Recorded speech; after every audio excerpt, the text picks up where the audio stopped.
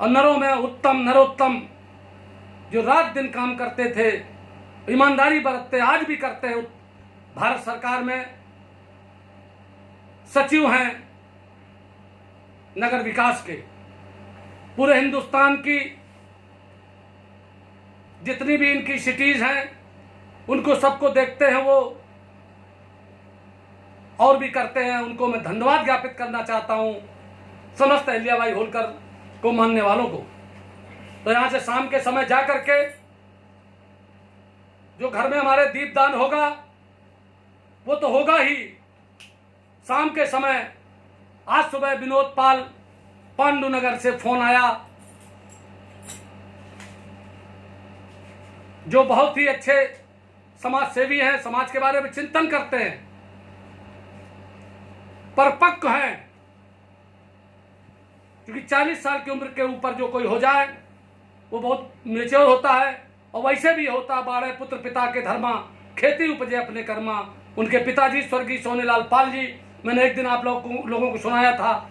उनकी माता जी ने भी, जिन्होंने मुझे 1100 रुपए दिए थे और हमने लाजपत भवन बुक कराया था, उनके वो पुत्र हैं और गणरिया महासभा बना करके उत्तर प्रदेश भर में उसके वो महामंत्री और अध्यक्ष दूसरे को बनाया और बहुत काम करते हैं। लेकिन मैं 31 तारीख को जो कोई काम करूंगा उस टीम में उनका भी ऐलान करूंगा, क्योंकि वो सोशल होगी, राजनीतिक नहीं होगा। और उस टीम में और भी लोगों को, पूरे देश भर के लोगों को, 2-4 लोगों को दिन नाम ले सकता हूं।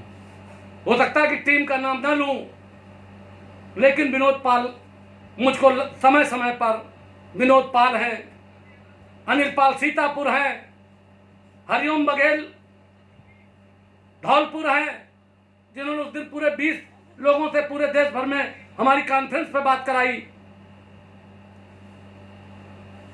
जीताराम पाल जी हैं कुरुक्षेत्रा से, रणधीर पाल हैं दिल्ली से, अशोक बघेल हैं पलवल से, भिक्खन बघेल हैं फरीदाबाद से, जिनके बाबा बहुत बड़े पहलवान थे, इत्यादि कई लोग हैं। झांसी से है कोई ग्वालियर से है, कोई भोपाल से है, कोई जबलपुर से है, कोई सोनीपत से है, कोई पानीपत से है, कोई कुरुक्षेत्रा से है, कोई जम्मू से है, कोई कश्मीर से है।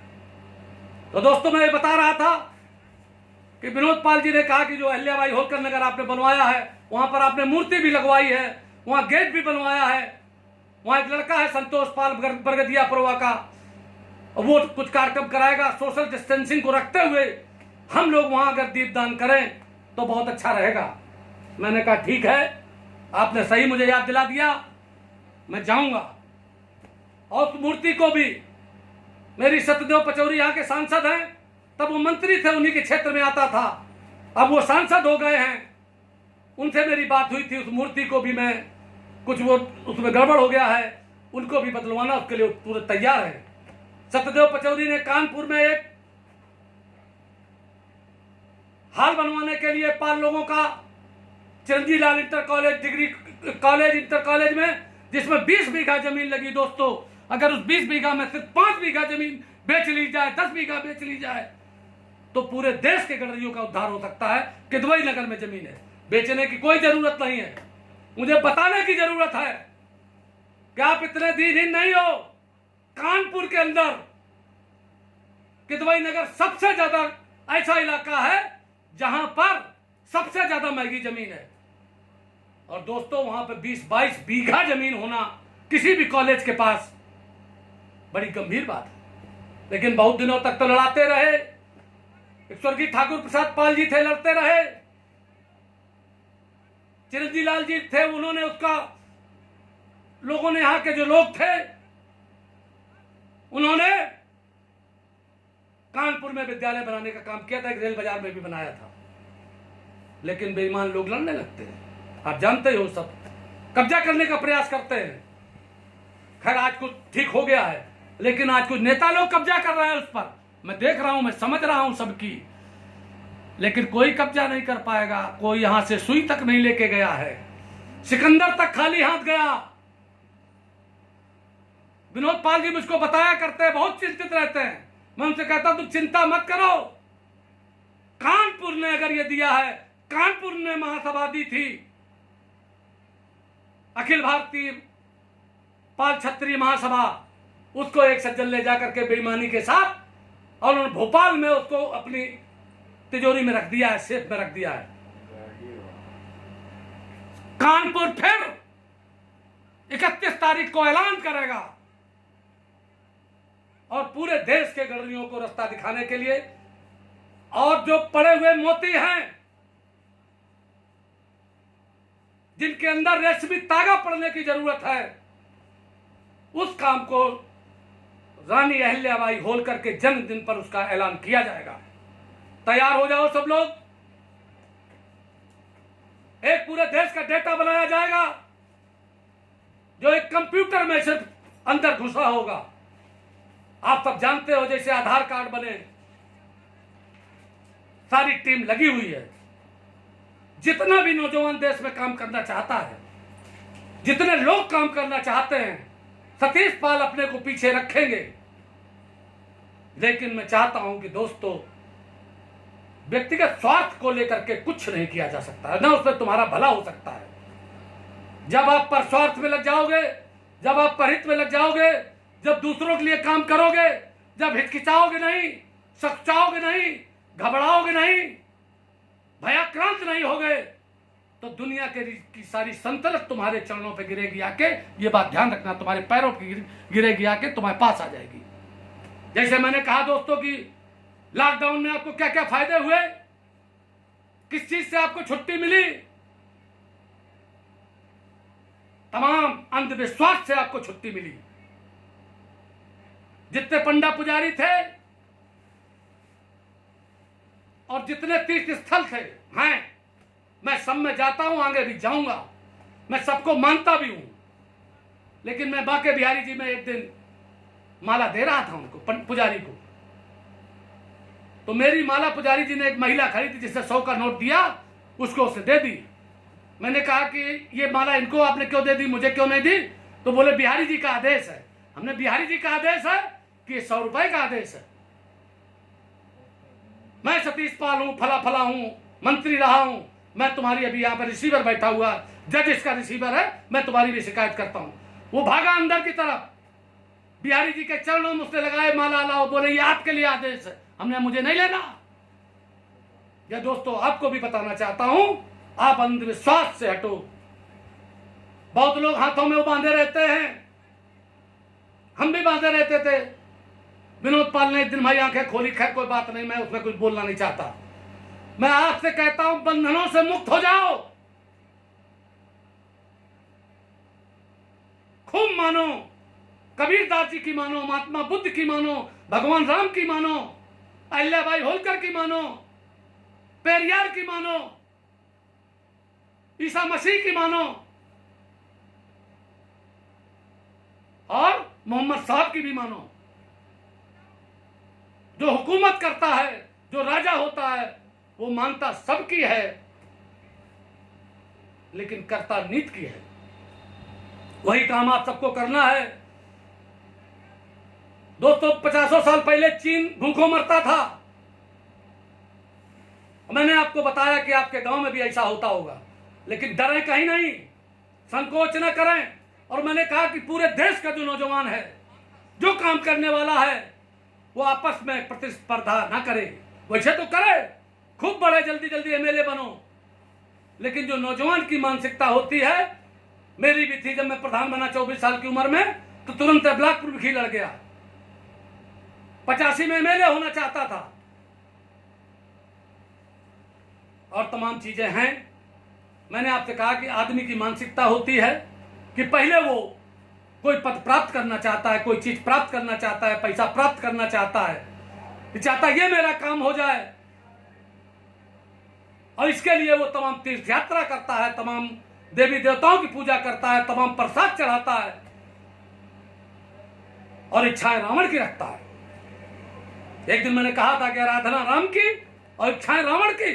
ये मैंने आचार्य पुष्पम सागर जिसे सुना था, जैन मुनि हैं, दिगंबर जैन हैं, उनसे भी मैंने बहुत कुछ सीखा। दोस्तों, हमने पूरे जीवन तमाम प्रशिक्षण लिए हैं। जब मैं कांग्रेस में था सन 96 तक, तो कांग्रेस में कैडर बिल्डिंग कार्यक्रम चला, उसके दादा डीपी राय जी राष्ट्रीय प्रभारी थे, सेक्रेटरी थे ऑल इंडिया कांग्रेस कमेटी के, उसके प्रभारी थे, और बहुत ज्ञानी आदमी। उन्होंने मुझे 18 दिन का प्रशिक्षण जो दिलवाया आज के दिन, मैं उनको सच्चे हृदय से उनका हाथ जोड़ करके उनको गुरु मानता हूं। परसों मेरी उनकी बात हुई थी, वो कलकत्ता में है। उनका सतीश जी जितना बड़ा 350 साल के इतिहास में इतना बड़ा तूफान जो पश्चिम बंगाल को बर्बाद कर गया, इतना कभी नहीं आया। वो एक संस्था चलाते आई कार्ड, उन्होंने बड़ा प्रयास किया पूरे देश के नौजवानों को। राजीव गांधी के बहुत खास थे वो। राजीव गांधी जी उस ट्रेनिंग कैंप में 3 बार रहे जो प्रधानमंत्री। उसके विषय मुझे याद हैं कि नेता के गुण क्या होने चाहिए, व्यक्तित्व का विकास, संपूर्ण व्यक्तित्व क्या होता है, पंचायती राज क्या है,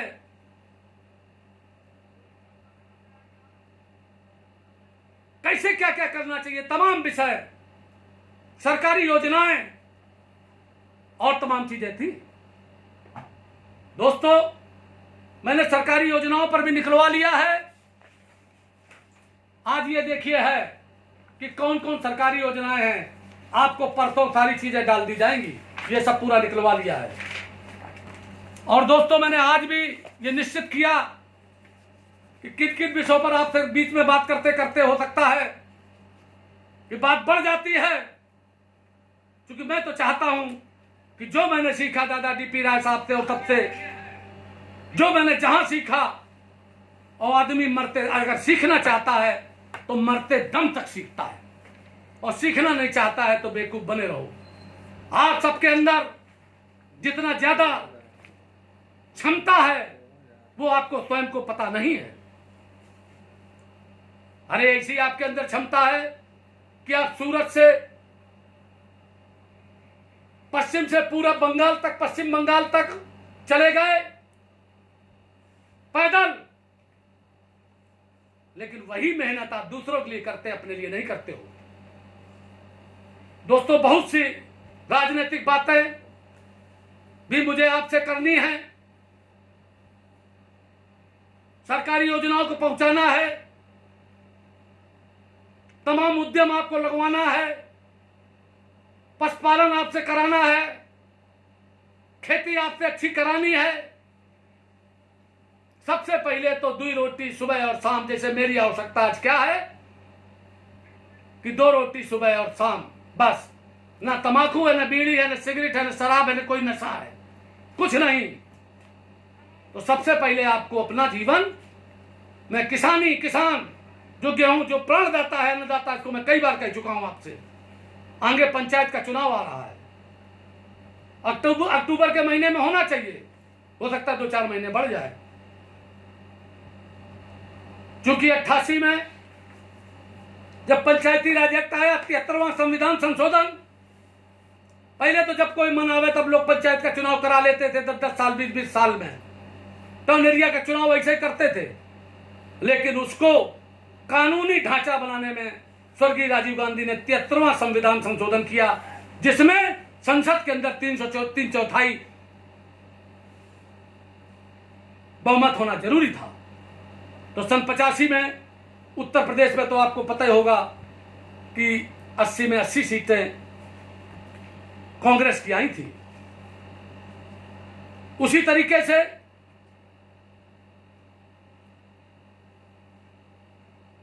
जैसे जनता पार्टी में 85 में 85 सीटें सन 77 में आई थी। तो ये पंचायत का चुनाव सन 95 से शुरू हुआ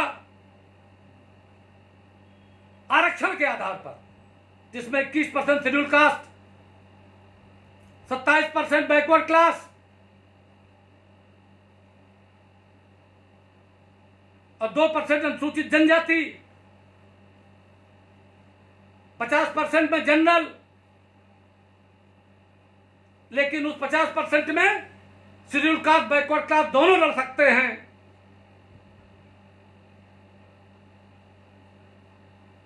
और शेड्यूल कास्ट में 33% महिलाएं लड़ेंगी, बैकवर्ड क्लास में 33% महिलाएं लड़ेंगी, उन्हीं वर्गों से लड़ेंगी। उस पंचायत के चुनाव में आपको लगना है।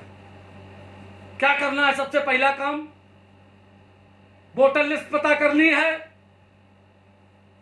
वोट किस जगह पड़ेंगे, वो जगह कौन सी है, आपका कोई वोट रह तो नहीं गया है, और विरोधी ने कोई आपका वोट बाहर का तो नहीं लग डला रखा है उसमें, तो उसका वहां से ला करके उसको कटवाइए और मछली की आंख की तरीके से पंचायत के चुनाव को देखिए और लड़िए। उसके लिए पूरी तरीके से तैयारी मेरी हो रही है। उत्तर प्रदेश भर में और पूरे देश में जहां जहां पंचायत का चुनाव होगा वहां के लिए पूरी टीमें बनेगी, जिनके लिए प्रशासनिक स्तर पर अलग, और हमें सबसे ज्यादा प्रयोग अगर करना है तो अपने वकीलों का करना है। दोस्तों, स्वतंत्रता संग्राम के आंदोलन में वकीलों ने सबसे ज्यादा भाग लिया, काम किया, और उसके साथ एक और जिनका मैं नाम लेता हूं, उनको गणिका कहते हैं, तवायफ कहते हैं, समाज के उन जिनका बड़े उससे नाम लिया जाता है, उनका बड़ा ऊंचा चरित्र है। बताते सुबह सुबह अगर मिल जाए तो उस दिन आपका पूरा पूरा ठीक रहेगा। लेकिन मैं ये कहना चाहता हूं, उन्होंने स्वतंत्रता आंदोलन में स्वतंत्रता संग्राम सेनानियों को खाना खिलाने में और उनको शरण देने में पूरा काम किया। आप लोग सबको साथ लेकर के चलो। अपने यहां महिलाओं को साथ लेकर के चलो, 33% महिलाएं हैं, और जो लोग एमएलए का चुनाव लड़ना चाहें, एमपी का लड़ना चाहें, वो भी अपनी तैयारी करें। सबके लिए मैं प्रशिक्षण का इंतजाम कराऊंगा। मेरी पूरे हिंदुस्तान भर में बहुत लोगों से बात हुई है, बहुत लोग इस समय मुझसे जुड़े हुए हैं और बहुत फोन आते हैं, तरह तरह के सुझाव हैं। पैसा आदमी अंधाधुंध देना चाहता है और कहता है अगर आप करो, अहिल्याबाई होलकर की जितनी संपत्ति है ट्रस्ट में लगी हुई है, उसके लिए हमारे पाल साहब हरिद्वार वाले लड़ाई लड़ रहे हैं। हमारे रिटायर्ड लोग, अधिकारी लोग सभी कर रहे हैं। तो सब लोगों को इस तरीके से लगाना है। और दोस्तों, मैंने कहा था आपसे कि आपको लॉकडाउन में फायदा क्या क्या हुआ। सबसे बड़ा आपको जो सीख मिली है कि आप खाना खाने के पहले हाथ धो, इसके बाद थोड़ी थोड़ी देर में धो, या सफाई रखो, पूरे घर में सफाई रखो, खुद सफाई के साथ रहो। और अब तो ये अंगूठी भी मना हुई गई है पहनना, और जो विनोद पाल ने बताई थी कि हाथ में नहीं बांधना चाहिए, उसमें भी बताते कोरोना छिप जाता है, उसमें भी नहीं करना है। और मंदिर सब बंद है, लोगों का धंधा बंद है। मैं तो भाई कहना नहीं चाहता हूं, जैसे खुलेगा वैसे मैं चित्रकूट परिक्रमा करने जाऊंगा, मैं गिरिराज जी जाऊंगा, मैं सब जगह जाऊंगा। मैं अहिल्याबाई होलकर का वंशज हूं, उनने खूब मंदिर बनवाए, उनको देखने जाता हूं मैं।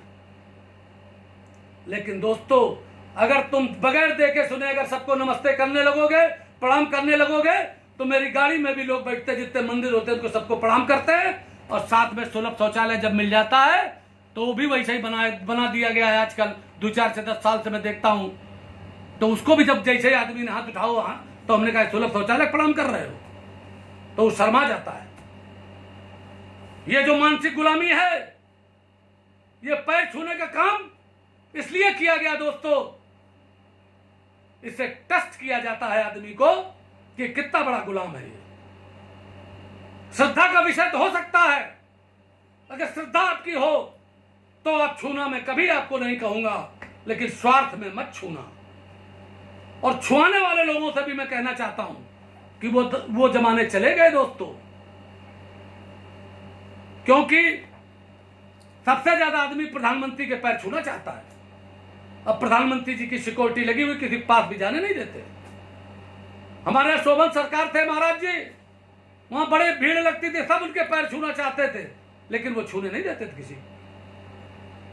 फिर बाद में उनका एक पैर कटा महाराज जी का, उनको शुगर हो गई थी। जैसा भी है, मैं छुआने वालों से कहना चाहता हूं कि तुम्हारे जो श्रद्धा से छुए तब तो ठीक है, वो अल्लाह धीरज में मना कर दिया करो, इससे आपे का फायदा है। और कहते हैं कि पैर छुआने से पुण्य चला जाता है, आप अपने यहाँ आए हुए अतिथि का, जो भी आपके यहाँ गरीब आदमी आए, चाहे पैसे वाला है, चाहे जो कुछ आए, उसको आप उसका अतिथि सत्कार जरूर करना। क्योंकि इसमें कहा गया है कि अगर अतिथि का सत्कार आपने नहीं किया तो वो आपने पाप छोड़ जाता है, आपके पुण्य ले जाता है। ये इसलिए कहा गया होगा दोस्तों, क्योंकि अतिथि सत्कार करने से वो आदमी आपके यहाँ से खुश होकर के जाएगा, आपकी पॉपुलैरिटी बढ़ेगी। क्योंकि धर्म से ऐसी चीजों को यहां जोड़ा गया भारत में कि जैसे कहा गया कि आप दक्षिण की तरफ पैर मत करना, वो इसलिए कहा गया कि उत्तर की तरफ मैग्नेट होता है और आपके शरीर में, आपके सर में भी मैग्नेट होता है।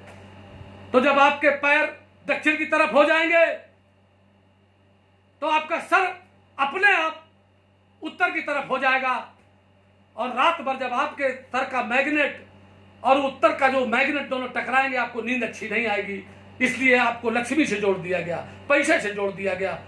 और सबसे ज्यादा आदमी को ये लालच होता है कि हमारे यहाँ लक्ष्मी आ जाए, हमारे पैसा आ जाए, चाहे जो कुछ हो जाए। इसीलिए ये लालच आपको दिया गया कि इसलिए आप दक्षिण की तरफ पैर मत करो। इसी तरीके से पीपल के पेड़ को कहा कि मत काटो, क्योंकि पीपल का ही पेड़ है दोस्तों जो 24 घंटे ऑक्सीजन देता है। गाय के लिए इसलिए कहा, देसी गाय के लिए, कि वो ऑक्सीजन लेती है और ऑक्सीजन छोड़ती है। शेष पेड़ दिन में ऑक्सीजन लेते हैं और रात में कार्बन डाइऑक्साइड छोड़ते हैं। दिन में कार्बन, ये जो कह रहे हैं कि रात में, इसीलिए पेड़ के नीचे रात में सोना नहीं चाहिए, क्योंकि पेड़ रात में कार्बन डाइऑक्साइड छोड़ता है।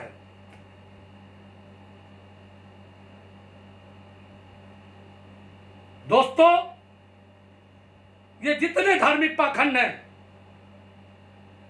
इनसे सबसे हमको बचना है, तभी बच पाओगे। बाबा साहब अंबेडकर ने कहा था कि अभी सनातन धर्म में मरेंगे नहीं, क्योंकि उन्हें मालूम था कि इस हथकड़ियों से और बेड़ियों को हम काट नहीं पाएंगे, जितना लोगों ने जकड़ लिया है। लेकिन हम कहते हैं आपसे कि जो काम बाबा साहब अंबेडकर नहीं कर सके, वो काम इस देश का गडरिया करेगा, और संपूर्ण गरीब आदमी की और किसानों की और मजदूरों की और सवर्णों में भी जो गरीब हैं, क्योंकि इस समय लड़ाई किसी जात और उसकी नहीं है। मैं तो कहता हूं कि आरक्षण बंद कर दिया जाए और आरक्षण सिर्फ सवर्णों को दे दिया जाए और सबका आरक्षण खत्म कर दिया जाए। लोग समझ नहीं पा रहे हैं दोस्तों। पंचायत के चुनाव में तो यह है कि 50% में भी शेड्यूल कास्ट और बैकवर्ड क्लास के लोग लड़ लेंगे, लेकिन आज जो सरकारी भर्तियां हो रही हैं उसमें उनको जगह नहीं मिल रही, भी समझ नहीं पा रहे। वो तो सिर्फ तेली, तमोली, गडरिया, नाई, बारी, इनका आरक्षण सब हजम कर जाएं। अब उनके साथ भी जब होने लगा है तो उनको पता चल रहा होगा। दोस्तों, लॉकडाउन का पूरा फायदा उठाओ, स्वच्छता रखो, शरीर को में स्वच्छता रखो, मुख की स्वच्छता रखो, दांत की स्वच्छता रखो, पेट साफ रखो और दिमागी ताकत बढ़ाओ, दिमागी ज्ञान बढ़ाओ। ज्ञान बढ़ता है स्वाध्याय से, अच्छी संगत से, अच्छी किताबों से, टेलीविजन से, लेकिन गड़बड़ चीजें देखने से नहीं बढ़ता। इसलिए अच्छी संगति से, अच्छी शिक्षा से ये सब काम आपको करना है।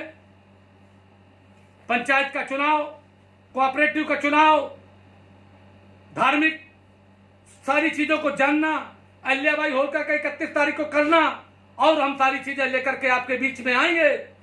आज के बीच जितनी बातें मैंने आपसे दोस्तों कही हैं, उन दोस्तों को एक बात सुन लीजिए। मैंने आपसे कहा था, मैंने आपके मोबाइल नंबर मांगे हैं सबके, और मैंने कल कहा था कि कबीरा खड़ा बाजार में सबकी मांगे खैर, और ना काहू संग दोस्ती ना काहू संग बैर। और एक बात और कही है कि कबीरा खड़ा और लिए लंगुटिया हाथ, और जो घर फूके अपना चले हमारे साथ। तो हमारे साथ चलने के लिए तैयार हो जाइए। मैं परसों और भी बातें आपसे कहूंगा, लेकिन आज इसे आप तैयारी कर लीजिए। अगर आह्वान कर दिया है हरिओम बघेल और तमाम लोगों ने कि अहिल्याबाई होलकर के जन्मदिन पर एक एक फोटो आज ही से बनवा लीजिए, नहीं तो मोबाइल से निकाल लीजिए, कागज में बनवा लीजिए, और जैसा भी करिए। श्रद्धा बड़ी चीज है। जब आपके घर घर अहिल्याबाई होलकर की फोटो चली जाएगी और शाम को अगर आप 11 दीपक 5 दीपक जला दोगे, उसी दिन से तुम्हारे घर से अंधकार भाग जाएगा।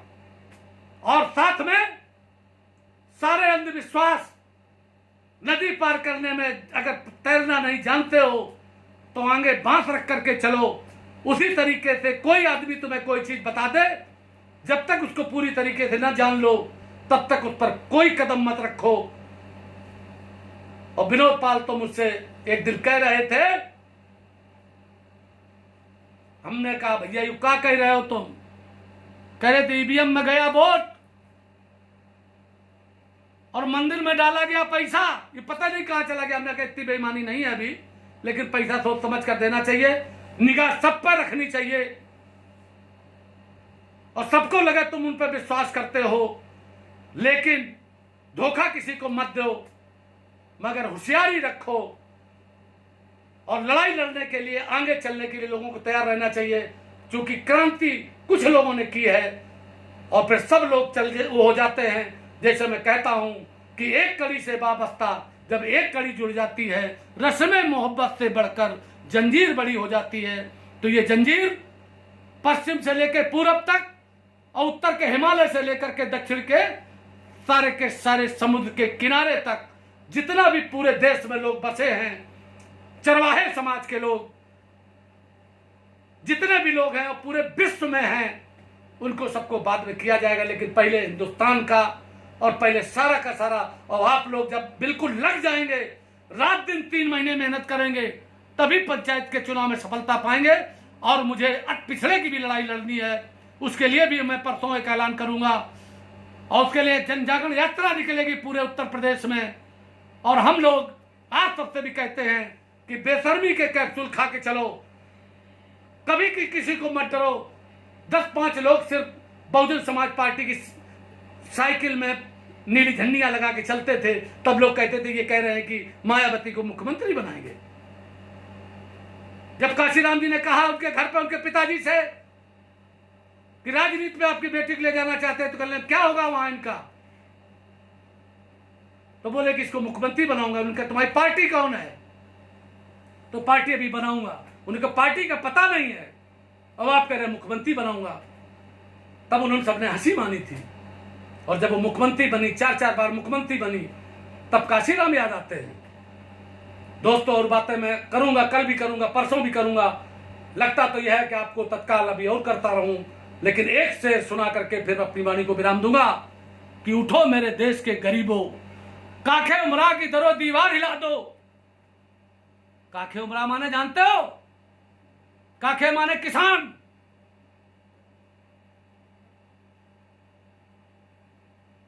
काखे माने नहीं, काखे उमरा माने रईस। उठो मेरे देश के गरीबों, काखे उमरा की दरो दीवार हिला दो, रईसों की दरो दीवार हिला दो। और जिस खेत से दहका को मैसर न हो रोटी, जिस खेत से किसान, दहका माने किसान, उसको जो रोटी न मिले, तो हर उस खोसे गोंदुम को जला दो। जिस खेत से दहका को मिले ना रोटी, तो उस खेत से हर खोसे गोंदुम को जला दो। उस खेत के एक एक बाली को जला दो जहां तुम्हें कुछ नहीं मिल रहा है, जिस आरक्षण से तुम्हें कुछ नहीं मिल रहा है, अगर पंचायती राज में कुछ नहीं मिल रहा है, अगर आपको भागीदारी नहीं मिल रही है, तो इस पर हम सारी बातें करेंगे। चिंतन के लिए मैंने शेर आपको कह दिया है। यही बात कहते अपनी वाणी को विराम देता हूं। जय हिंद, जय भारत, धन्यवाद।